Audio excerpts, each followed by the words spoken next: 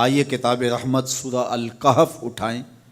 اللہ تعالیٰ نے ایک واقعہ بیان کیا ہے حضرت موسیٰ اور حضرت خضر علیہ السلام کا، کہ حضرت موسیٰ علیہ السلام عزم مصمم کر کے جب چلے تو اللہ فرماتا ہے کہ ہم نے حضرت موسیٰ علیہ السلام کو جس بندے کی نشانی بتائی تھی وہ بندہ ان کو وہاں مل گیا۔ سفید چادر اوڑے حضرت خضر علیہ السلام وہاں لیٹے ہوئے تھے، تو یہ جا کے ان کے پاس کھڑے ہو گئے کہ حضرت میں آپ کی خدمت میں اس لیے آیا ہوں کہ اللہ نے آپ کو جو خصوصی علم عطا کیے ہیں میں ان کو سیکھنے کی غرض سے آپ کی چوکھٹ پہ آیا ہوں۔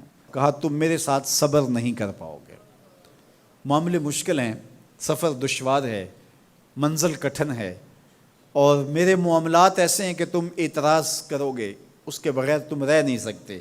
حضرت موسیٰ علیہ السلام نے کہا اگر اللہ نے چاہا تو آپ دیکھیں گے میں صبر کروں گا، اور آپ کے کسی حکم کی کسی کام کی میں نافرمانی نہیں کروں گا، کسی کام کا انکار نہیں کروں گا۔ کہا کہ اچھا شرط یہ ہے کہ جو میں کروں اس پر تم اعتراض نہیں کرو گے، سوال نہیں کرو گے، یہاں تک کہ میں خود ہی نہ بتاؤں۔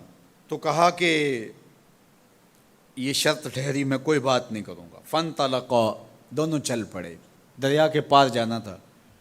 جو کشتی کا مالک تھا، کشتی بان تھا، وہ حضرت خضر علیہ السلام کو جانتا تھا، تو اس نے کرایہ بھی نہیں لیا، لیکن جب کشتی پر سوار ہوئے تو عصا مار کے حضرت خضر علیہ السلام نے کشتی کا ایک پھٹا توڑ دیا۔ تو بے ساختہ حضرت موسیٰ علیہ السلام نے کہا آپ نے پھٹا توڑ دیا، یہ سارے ڈوب جائیں؟ کہا میں نے کہا تھا نا تم میرے کاموں پہ صبر نہیں کر پاؤ گے۔ تو حضرت موسیٰ کو یاد آیا، کہا میں بھول گیا تھا، اس پر مواخذہ نہ کیجیے۔ پھر دونوں چل پڑے۔ بچے کھیل رہے تھے، ایک خوبصورت لڑکا وہ بھی بچوں میں کھیل رہا تھا۔ حضرت خضر آگے بڑھے اور اس کی گردن مروڑ دی، اس کو قتل کر دیا۔ صاحب شریعت تھے حضرت موسیٰ علیہ السلام، نہ رہ سکے، پھر بول پڑے ایک جان کو بغیر کسی جان کے بدلے میں قتل کر دیا، اس نے گوایا کیا تھا ہمارا؟ آپ نے بہت ہی جو ہے وہ غلط کام کیا، یہ کام اچھا نہیں کیا آپ نے۔ کہا میں نے کہا نہیں تھا کہ تم میرے ساتھ صبر نہیں کر پاؤ گے۔ کہا ایک موقع اور دے دیجئے، اب اگر میں نے کوئی اعتراض اٹھایا تو پھر دوبارہ مجھے آپ اپنی صحبت میں نہ رکھیے، عذر تمام ہو جائے گا۔ پھر دونوں چل پڑے، یہاں تک کہ ایک بستی میں دونوں آئے تو آپ نے بستی والوں سے کہا کہ ہم مہمان ہیں، آپ ہماری مہمان نوازی کیجیے، کھانا کھلائیے۔ تو انہوں نے انکار کر دیا، کہا کہ ہم تو آپ کو بلایا نہیں ہے، آپ خود آئے ہیں، آپ اپنے کھانے کا خود انتظام کیجیے۔ گزر رہے تھے گلی سے تو ایک دیوار گرنا چاہ رہی تھی، تو جلدی سے اس دیوار کو مرمت کر دیا۔ کہا حضرت ہم اگر چاہتے تو اس پہ اجر لے سکتے تھے، انہوں نے ہمیں کھانا تک نہیں دیا اور ہم ان کی دیواریں سیدھی کر رہے ہیں۔ کہا اب تمہاری میری جدائی ہو گئی، تم نے یہ بھی اعتراض کر دیا۔ تو انہیں یاد آیا کہ وہ یہ بھی اعتراض ہو گیا۔ اب میں تمہیں بتاتا ہوں کہ یہ 3 کام میں نے کیوں کیے۔ اللہ اکبر۔ اب سنیے، قرآن ہمیں بتاتا ہے کہ ظاہری علم بھی ہوتا ہے لیکن کوئی باطنی علم بھی ہوتا ہے۔ کہا وہ پہلی بات کشتی والی سنو، یہ 2 مسکین بچوں کی کشتی تھی، ان کے گھر کا چولہا اس کی کمائی سے جلتا تھا۔ دریا کنارے کنارے ایک ظالم بادشاہ رہا تھا جو لوگوں کی کشتیاں چھین رہا تھا، ہم نے تھوڑا سا عیب لگا دیا، وہ ٹوٹی کشتی چھوڑ کے چلا گیا۔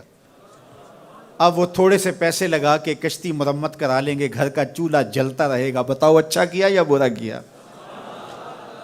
کہا رہی بات اس بچے کی جس کو ہم نے قتل کیا، اس کے ماں باپ مومن تھے، نیک تھے، صالح تھے، بچے نے بڑا ہو کے بہت برا ہونا تھا، ہم نے اس کو قتل کر دیا، اللہ اس کے بدلے ان کو بہتر اولاد دے گا۔ علماء تفسیر نے لکھا ہے اس بچے کے بدلے میں اللہ نے ان والدین کو ایک بیٹی عطا کی جس کی نسل سے 70 نبی پیدا ہوئے۔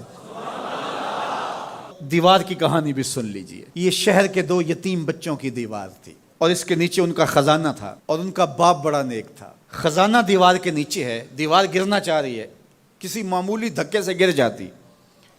2 ہی صورتیں تھیں، یا وہ بچے خود اپنا خزانہ اٹھا لیتے یا لوگ اٹھا کے لے جاتے۔ لوگ اٹھا کے لے جاتے پھر بھی ہاتھ میں کچھ نہ آیا، اور اگر وہ خود اٹھا لیتے تو بچے ہیں، بچپنے کی وجہ سے وہ اس کو اڑا دیتے۔